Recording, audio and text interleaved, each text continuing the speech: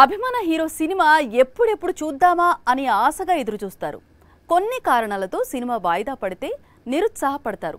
ఇప్పుడు ఓ star hero fans అలాగే disappoint అయ్యారు. కానీ మరో స్టార్ హీరో మాత్రం అభిమానులను ఖుషి చేస్తున్నాడు. అనుకున్న డేట్ కంటే ముందుగానే థియేటర్స్ లోకి రాబోతున్నాడు. దేవర 2 భాగాలుగా రాబోతోంది. ఏప్రిల్ 5న ఈ మూవీ విడుదల ఫిక్స్ చేశారు.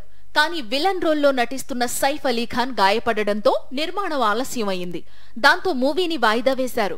అక్టోబర్ 10న రిలీజ్ ఫిక్స్ చేశారు. దేవర మీద అంచనాలు ఉన్నాయి. కొరటాల శివ ఎన్టీఆర్ కాంబోలో వచ్చిన జనతా గ్యారేజ్ లాంటి సూపర్ హిట్ తరువాత ఈ మూవీ రాబోతోంది. దేవర నుండి విడుదలైన గ్లింప్స్ ఫియర్ సాంగ్ ఆకట్టుకున్నాయి. జూనియర్ ఎన్టీఆర్ యాక్షన్ తో ఆదరగొట్టబోతున్నట్టు తెలుస్తోంది.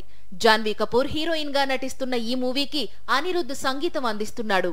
అక్టోబర్ 10న రావాల్సిన దేవర మరో డేట్ కు రాబోతోందని సమాచారం. అయితే ఈసారి ప్రీపోన్ అయిందని ఫిలిం నగర్ లో టాక్ వినిపిస్తోంది.